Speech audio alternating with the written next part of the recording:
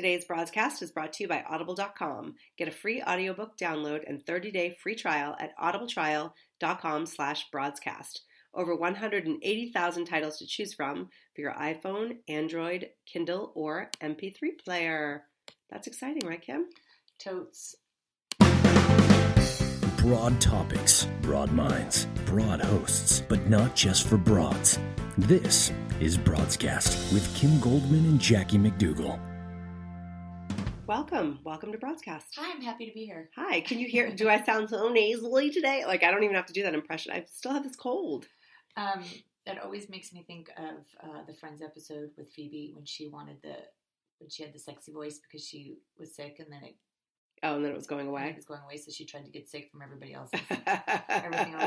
Everything we do, it goes back to Friends. It really does. Yeah, really so we've got a great show today. We have her bad mother, Catherine Connors, on the show. Where bad is now good. Her bad mother being herbadmother.com. So yeah, she's been a blogger for like 10 years, and when blogging first, she's one of the original mothers. Oh, she's a bad mama jamma. Yes. Bad mama jamma. So I'm looking forward to talking with her because we're gonna dig into the latest controversy. Ooh. Right? Way to leave us all in. I know, I'm cool like that. So but until then, let's chat. Let's talk some broad topics. So did you see in the news this week, there was a picture of about 16 African-American women that are graduates of West Point, that they were cadets and they took a picture and they all did the fists up, which has been related to the Black Power movement picture image. Have you ever seen that? Have you seen that? I have not seen that. Yeah, so it caught wind. It went viral, the picture, and some people were saying that it's really inappropriate because you shouldn't, if you're especially in military attire, you should not be making any signs of any kind of political movements or, but it went viral, and then people are thinking that we're all reacting to because we're racist, because they're African American women, and we should feel more empowered for these women. West Point responded with, it was supposed to be a sign of solidarity, and all the women are going to be able to be walk through the graduation ceremony in a couple of weeks and have access to counseling if they need it, which I thought was hilarious. But yeah, so what do you think about that? Like. Well, it's interesting that you said political. I don't think that having pride is political. But the critics are saying that because all these women were standing, making the fist, which has been attached to the Black Panther movement as a Black Power, that is a political position, that's a political stance, and that wearing that cadet uniform in your role as a military personnel, that you shouldn't be doing that. And so it went viral, and it got a lot of people all angry, and so I'm pulling it up because I don't like to. Yeah, I don't know. I mean, I just feel like we talked about this a lot, that everybody just gets so upset about everything all the time. But I wasn't sure on this one because I don't know if I feel like that's a position of like that's a political statement. What do you think? I just, what do you see when you look at it? I'm looking at it now, but I just we'll feel put like the picture up on our website so people can be aware. Yeah, absolutely. I mean, you know what? Again, I have to look a little bit further into it, but I think that here is a group of young women who've worked really hard, who are proud of themselves and also proud of accomplishing things that they've and overcoming obstacles that they probably have faced that you or I could never imagine, or not. Right. Like, I mean, I have no idea, I mean, they, right. They could be living in like hugely rich neighborhoods and, and skated through, but I doubt it. But it doesn't get me up in arms. Yeah. I'd have to look. You know what? It's one of those things that people get so upset about, and that something that could have been fairly innocent is now raising eyebrows, and now, you know, people are again going back to it's racist because if it were white people, we wouldn't be saying that. Like, I'm so exhausted, to be honest with you, but I would like to. But at the same time, counseling that these girls are being afforded. I at the same time, I do think that white people are always looking for something to go, look, it's not us. Look, they shouldn't be doing that. Like, we wouldn't, like, because white people aren't able to stop and think that things are not equal in that. Well, some people are saying that they're being held to a different standard because they're African American. They represent, I think it was like less than 3% of the population at West Point. Well, that's a pretty big deal then. Yeah, but there are also people that say, you know, that it is a policy that when you are in your uniform that you are supposed to be held to a standard, that you are not supposed to represent any political. See, that's where that's my first reaction, is I don't think it's a political thing to have pride in who you are. But anyway, what I do think is ridiculous is Gwyneth Paltrow. I love the segue. Because it's blowing up on the internet right now, but apparently in her for Goop, if you don't know what Goop is, it's a website for people who have way too much money and time and no hobbies. Oh, I thought that's the stuff that sticks in your eye. It's that too. So it's this Gwyneth Paltrow site that still exists, which is crazy.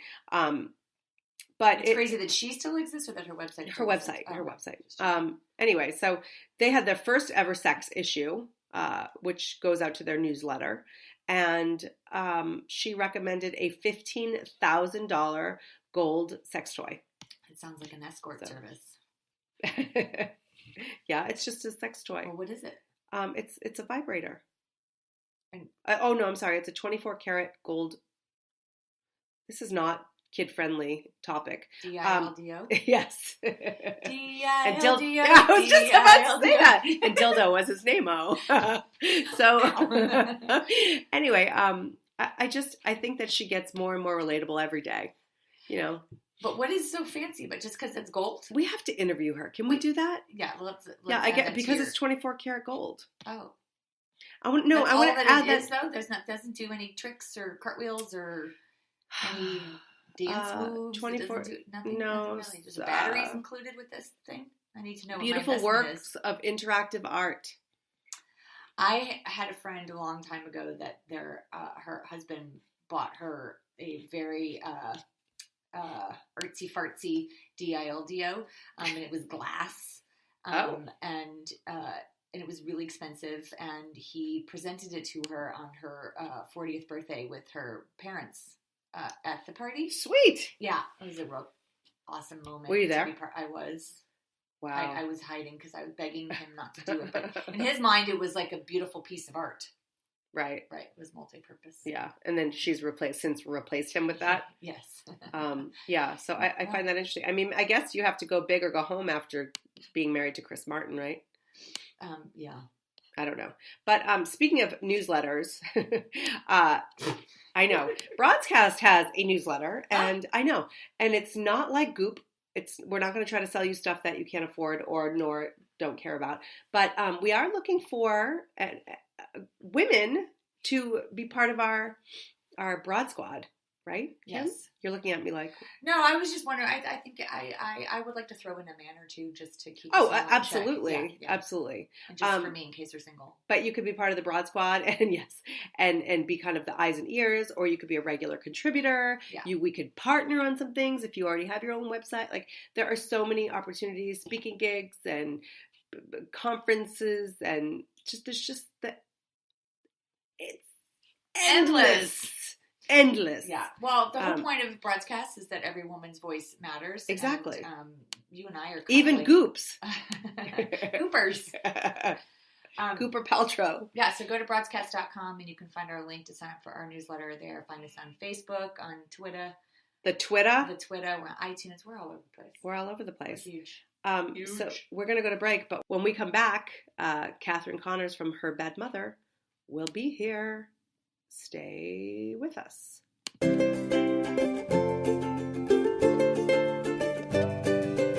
Hi, this is the Monkey. My parents run the best social media company around. Go to starksocial.com today.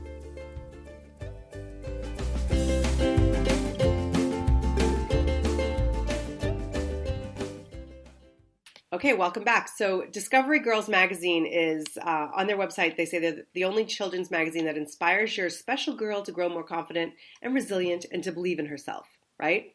For full disclosure, I actually did some writing way back when for this magazine before I even had a young girl. But this week, they're not getting attention for their inspiring girls to grow more confident. In fact, they have an article in their most recent issue that's all about getting the bathing suit or choosing the bathing suit for your body type, whether you're curvy on top or rounder in the middle, and just for like this magazine is for girls, tween girls, so 8 and up, right? Right. So this isn't going away. We have Catherine Connors, also the writer of Her Bad Mother. She's a writer, entrepreneur, activist, and mom, not always in that order, according to her website. Welcome to the show, Catherine. Hi there. Good morning. So you wrote an excellent blog post called Girl Power, You're Doing It Wrong. Can you tell us a little bit about your thoughts on this article in the magazine? Oh, my thoughts. My thoughts weren't actually initially thoughts. It was more just big ragey feelings. When the story came up, it came up in all my social feeds, and I clicked through and was horrified. Just really, really horrified. My daughter, we don't have a subscription to Discovery Girls, but my daughter picks it up in the newsstand when she sees it. She's 10. She really likes it. I've always considered it one of the, air quotes, better girl magazines. There's lots of young girl versions of like Teen Beat and that kind of thing, but Right. Discovery Girls struck me as okay. So when I saw this story, my head exploded a little bit because, this is the obvious immediate take, right? Is that 8 to 12-year-old girls do not need this, right? They should not need this. And nobody should be making any suggestion to them that their body types need attention. Right. So that's the immediate reaction you have. And then, then I sat back and I thought about it and I read Catherine Lee's, she wrote a response on Facebook about how she was horrified and she wasn't sure how this happened. Well, she is the founder of Discovery Girls from a million years ago, yeah. the publisher.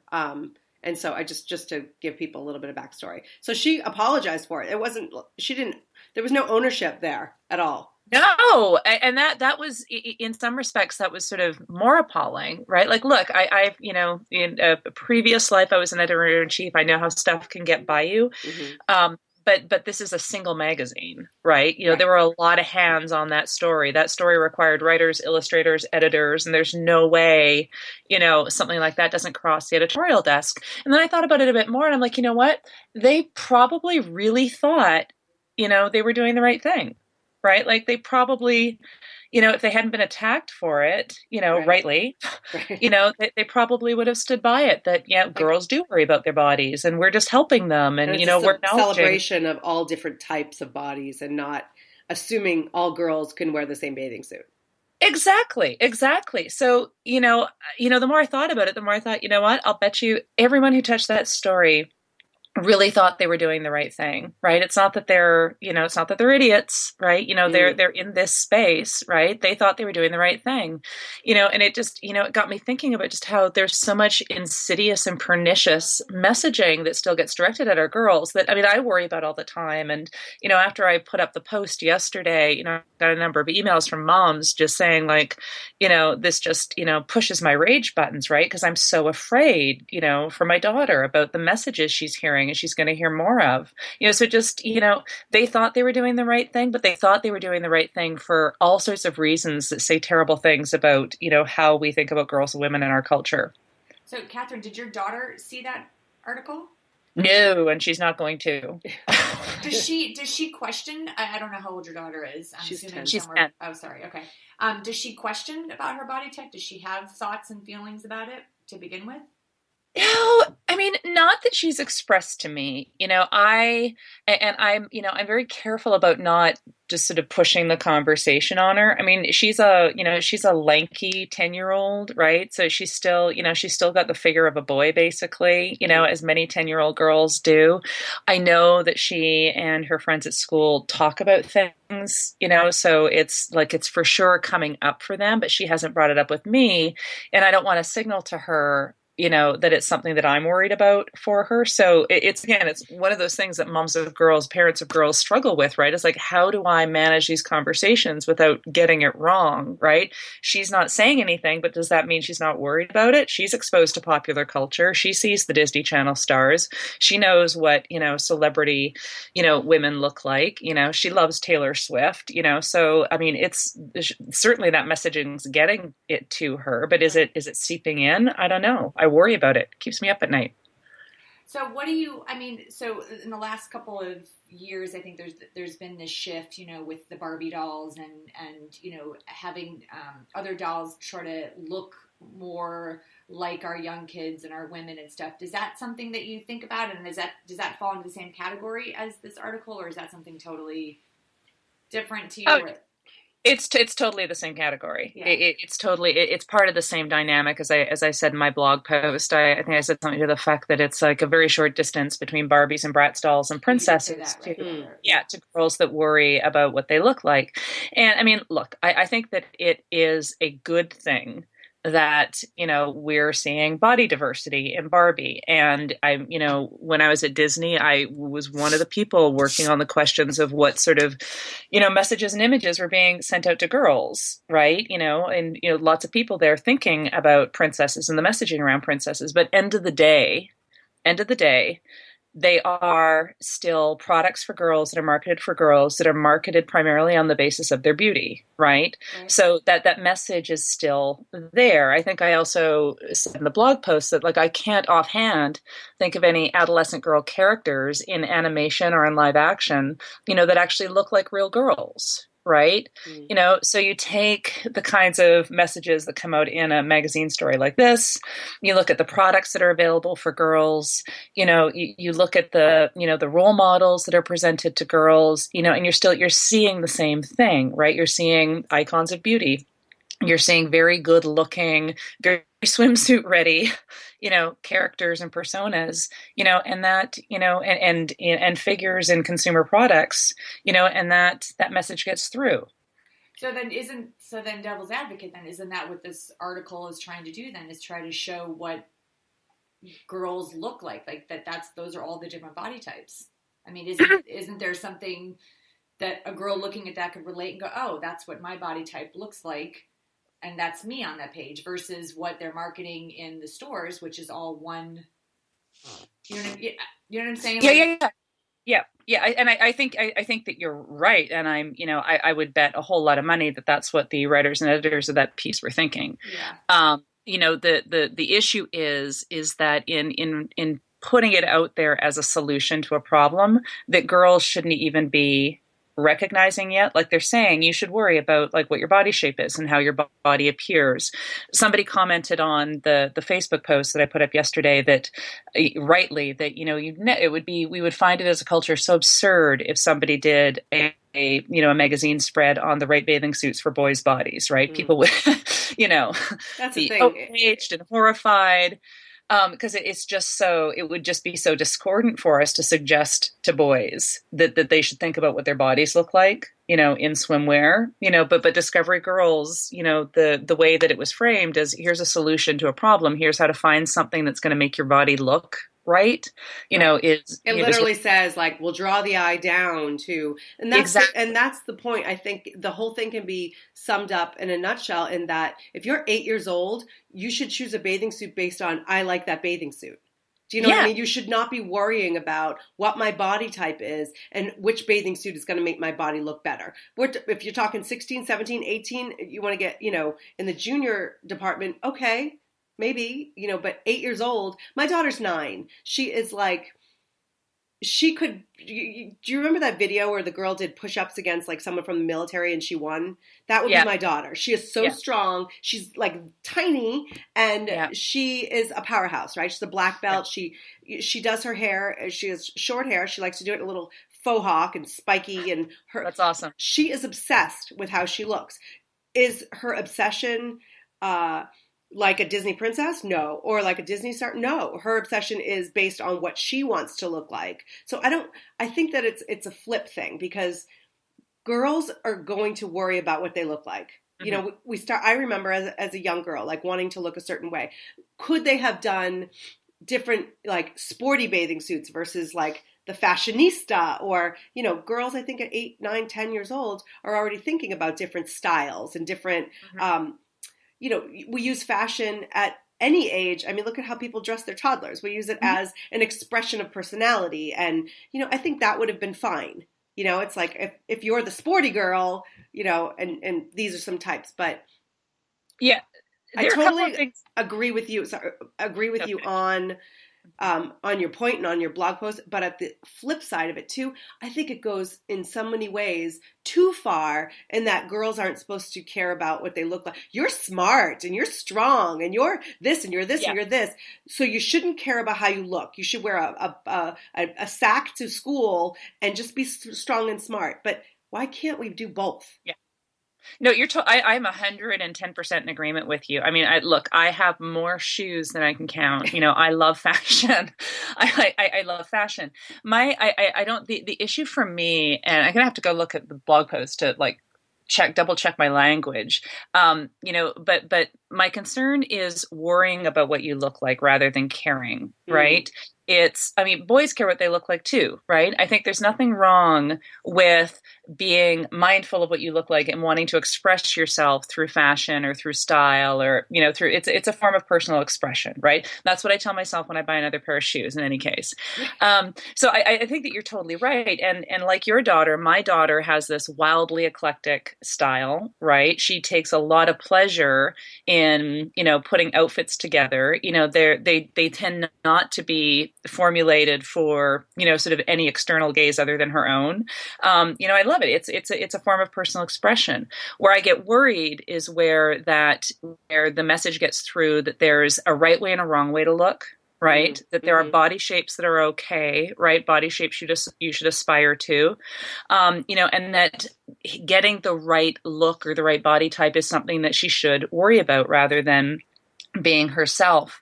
You know, I mean, you mentioned, you know, how that feature might have been different, you know, which I've been thinking about since I saw it, you know, and I went in a bit of a different direction. I thought like it would have been cool for them to do a feature on like, what's the right swimwear for the activity you're doing, right? You know, if you're surfing or swimming in the ocean or playing in a pool or, you know, like sliding on a water slide, right? You know, the right swimwear or sportswear for different activities. That's a different thing, right? Or to your point, you know, it's the right swimwear to affect if you want to, you know, look like a certain character. I don't know. There are all sorts of ways to frame an article about style for young girls, right? Because young girls absolutely are interested in it, that isn't framed as you should worry about this, right? And you should think about what someone else's eye is going to look at when you put on, you know, that swimsuit. Right.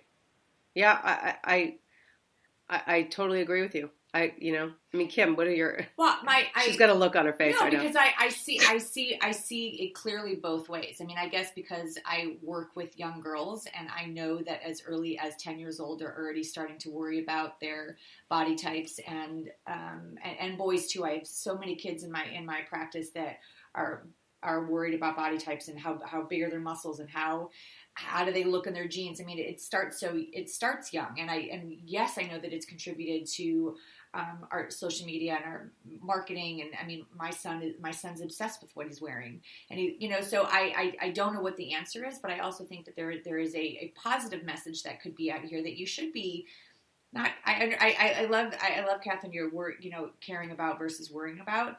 I think sometimes it's the way in which we couch it and how we express it to our kids and how we talk to them about it, that you should have some personal respect over the way that you look and your body image. I mean, that's an internal thing. And so when it comes at you from the external sources, that we are stronger, that we look at it and go, yeah, whatever. Or, oh yeah, I didn't think of it that way. I mean, I don't know where the answer is, but I know that in my practice, I see kids that are thinking about it this early. Right. But if they're thinking about it, you work with junior high and high school kids.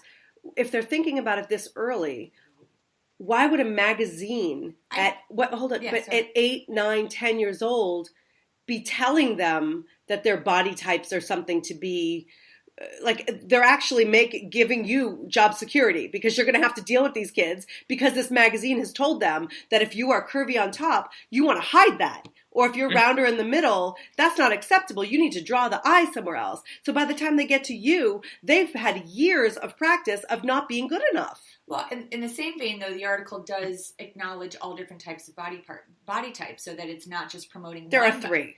Well,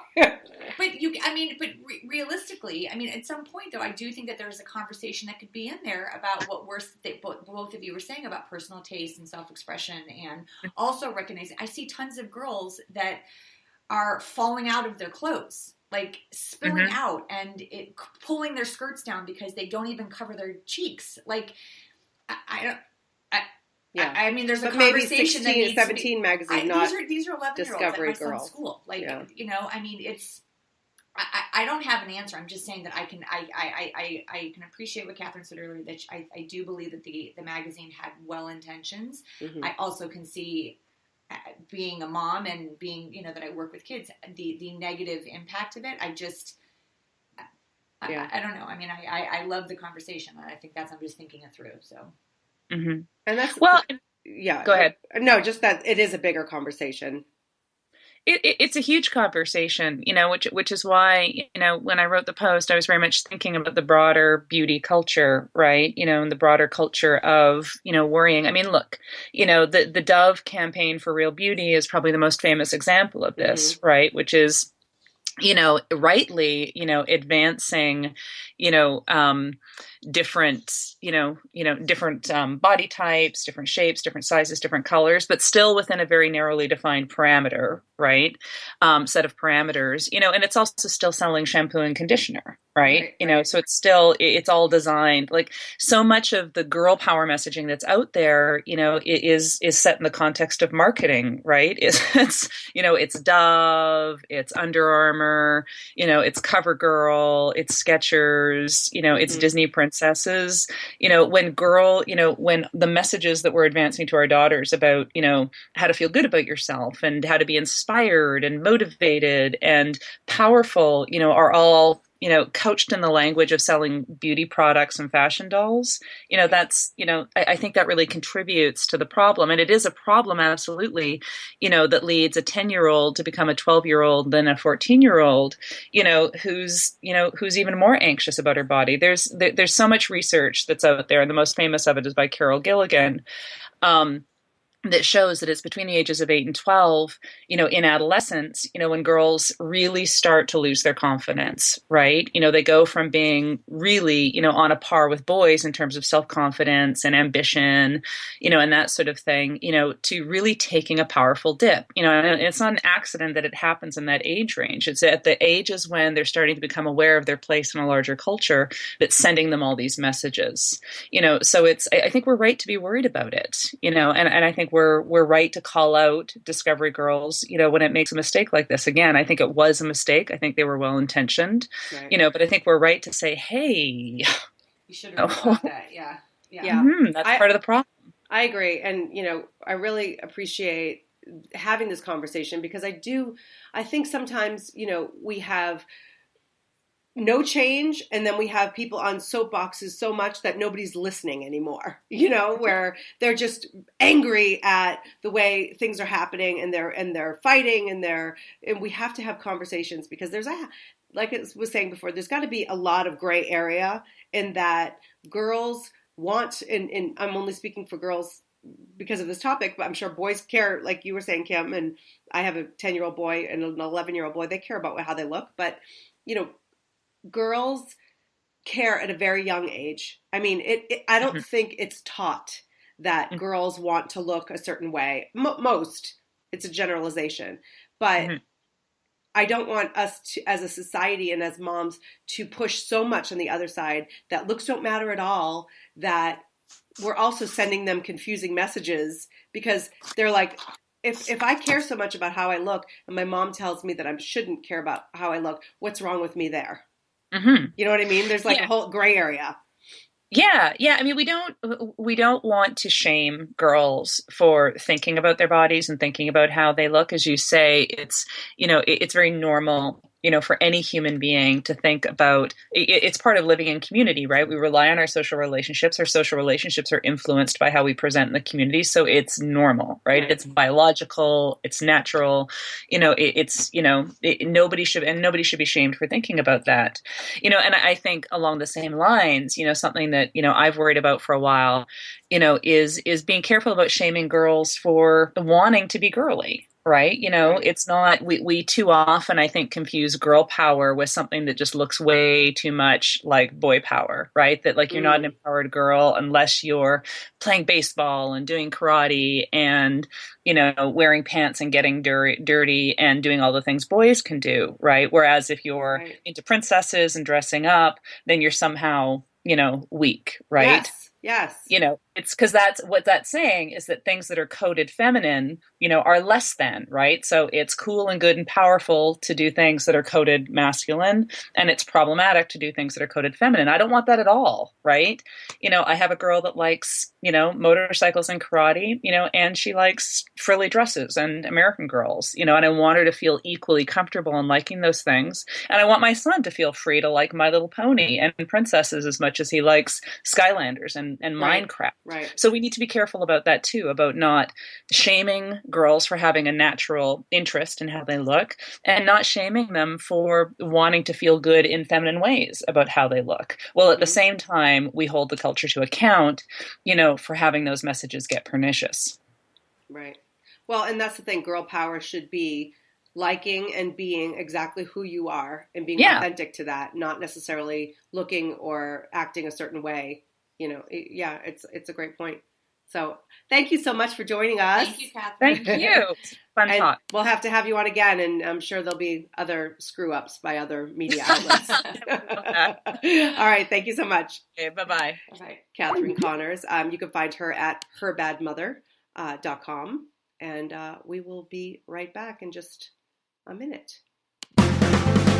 You're listening to Broadscast with Kim Goldman and Sweet Little Jackie. Welcome back to Broadscast. This is Sweet Little Jackie. You hate when Miserable Kim. You hate when we run that one. So before we go, for you listeners of Broadscast, Audible is offering a free audiobook download with a free 30-day trial to give you the opportunity to check out their service. So you can get, there are like 180,000, including your books, Kim Goldman, on at audibletrial.com/broadcast. So free book. That's our gift of the week. Again, audibletrial.com/broadcast. So we're in the break, and we still the break was not long enough because this conversation is still going and still getting us fired up. Mm-hmm. So what are your, because you don't seem to be convinced that this was a bad thing.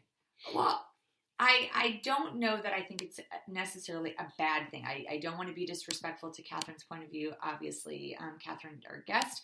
But I also feel like it would be irresponsible for us to not have a conversation when it is so relevant with our young girls. I get that maybe they shouldn't be having these types of thoughts at 8, but they're having them. And I feel like to pretend like they're not or to avoid it does a disservice to these girls also.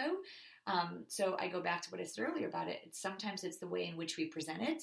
And there is a reality to different body types. I mean, and that was part of our argument that you kept saying, well, they should just buy clothes that they like and their size. Well, their size is about their body type. Like you get but a size is different. At 8 years old, you should be able to walk into a department store or wherever you go and go, hey, I like that shirt. Right.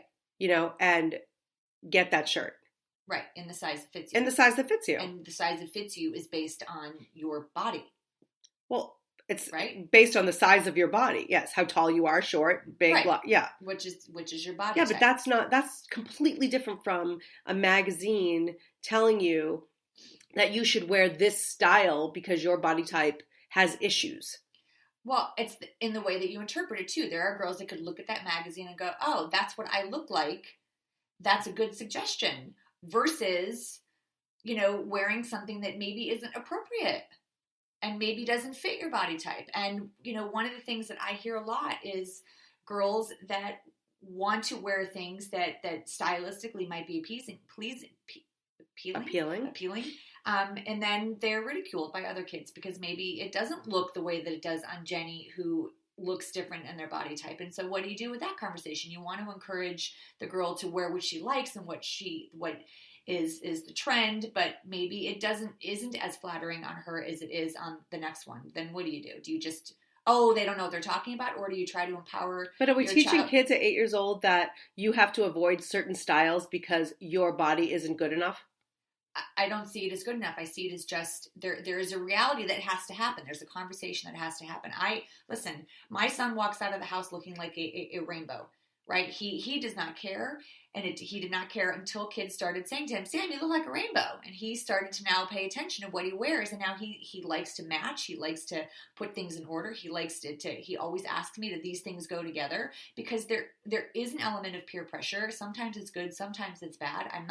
You can't pretend like it doesn't happen, but it's happening. So my conversation with my son is, wear what you're comfortable in. But yes, you have a lot going on. Are you comfortable in that? He's like, well, I don't know. I'm not sure if I do. So we have conversations about it. Ultimately, he's going to make his choice, but I'm not going to let my son look like a dork when he leaves the house. But for a magazine, and I go back to kids this age, when they're teaching you about bullying and this and that and the other thing, that to say, hey, wear a bathing suit that's a certain style so that people don't look at you in a negative way, isn't that the opposite of what they're trying to do? You should be comfortable in your own skin. Yes, but that conversation doesn't seem to be happening, and that's what I was saying earlier. It's how you couch this.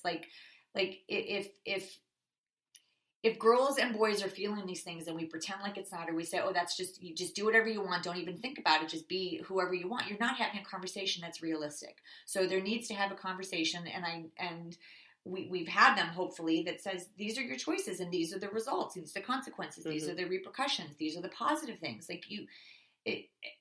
And then empower them to make the choice based on all of the information. So yes, if you are going to,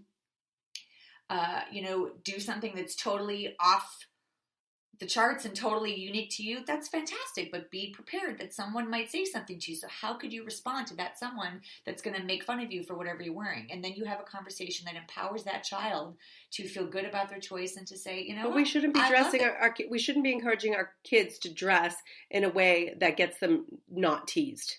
That's But if you're encouraging your child to be their own unique personality, and that's different than other kids, there is an element there that they could be teased because they are unique. They can be teased for anything. Absolutely. What we have to be teaching them is, if you like it, it doesn't matter.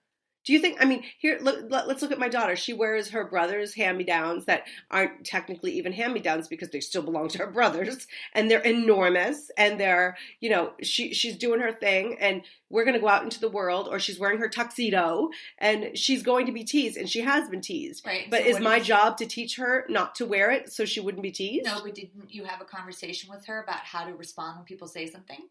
Yeah, we have regular conversations. That's exactly my point. But you're encouraging her to be comfortable in what she is, and to, in case someone comes to her and says something that isn't supportive, you're teaching her how to respond to it. Right. And the way I teach her how to respond to it is then, if you don't like it, you shouldn't wear it.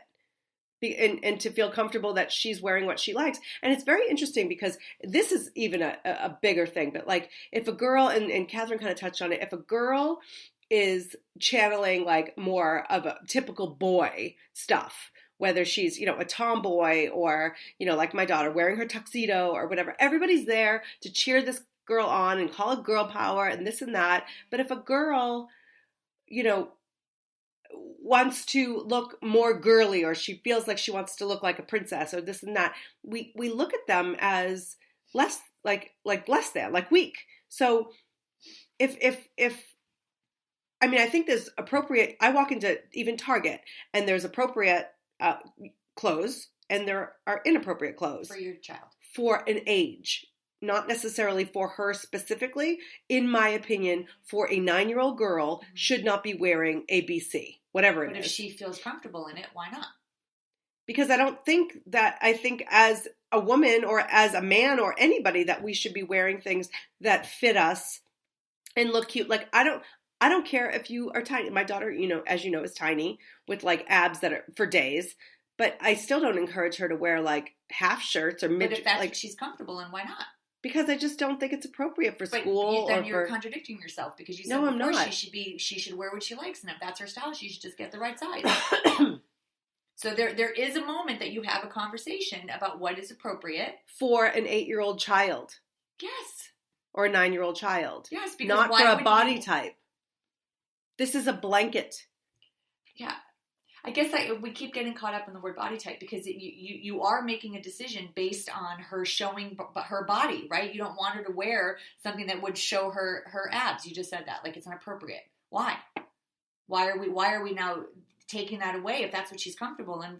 I mean, why wouldn't you? Because why are we wearing, bathing suits that show your abs are totally different. But let me ask you this, because you were saying something earlier. If you're at a beach, right, and you see an overweight woman, I'm talking a grown woman at this point, and she's wearing a bikini, what is your reaction to that?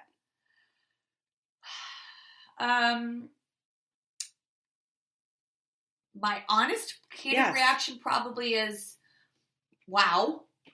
And then good for her, knock yourself out. The older I get, the more comfortable I am with, like, I don't care. You know what? If that's what you're comfortable in, knock yourself out. Most people are going to look at her and go, oh my God, what the heck is she thinking? I don't need to see all that. That's what most people, but the thing you is, can hear comments and stuff. But the thing is, when you're in a bathing suit, it doesn't really matter if you're wearing a 1-piece, a 2-piece. Like, you know exactly how big or small or tall or short somebody is. You know what I mean? Like, we're not disguising anything here. So, like, if that woman feels good about herself in a bikini, why not? Because we're not talking about grown women. We're talking about these 8-year-olds, the 10-year-olds in this magazine article. That's what we're talking. It's different. A woman who's 35 and doing that has a different mentality, has different coping mechanisms, has different, reasons than a 10-year-old. So you can't compare. You can't have the same conversation. It's not the same. So a girl at 10 years old is supposed to be hiding things because she has problem areas. You're attaching negativity to it. I'm just saying you're attaching a whole other conversation that I'm not having with you because the only reason because you just said with your daughter, if she wanted to wear a midriff shirt, you wouldn't let her at 9 years old because her stomach would show. Like, I don't. But in the same vein, you said that you would want her to wear whatever she wants because it's what she likes. So I'm confused. No, because I said very clearly, Ms. Goldman, that she should wear whatever she wants if it is appropriate for her age. I'm not attaching a size or a style to that. So then you get to the place of, and you mentioned this earlier, there's a gray area. So appropriate is different for everybody. The standard is different. Yeah, and by the way, I'm not talking about a midriff shirt at the beach. I'm talking about midriff shirt at school. Trust me, I'm not disagreeing with you, but this is where there is a very gray area, and so to pretend like it doesn't exist, to avoid the conversations because we don't want to send mixed messages, I think is irresponsible. I think we have conversations. There is an appropriate age to wear things. In my opinion, I agree with you on that. I just feel like we get so like all the time that like we miss the opportunity to be good parents, to have good communication. Our friend Catherine said that she didn't want to have this conversation with her daughter who's 10 and reads the magazine. So like it's an opportunity to have a conversation. And right, but I just think that we should be having the conversation and not letting the magazine do it for us. That's all. Right. So anyway, we've got to go. Oh, darn it. Please continue this conversation because, I want to know, and I'm sure you want to know what other people think and not just, the person's across from you. Head over to Facebook, Broadscast Show on Twitter, Instagram, the whole thing. Let us know what you think. And we're everywhere. Yes, and make sure that you head over to iTunes and subscribe there so that way we don't have to bug you every week. All right? And obviously catch us on iHeartRadio, broadscast.com, blah, blah, blah, blah, blah. Thanks so much for listening. Thank you. See you later. Have a great week.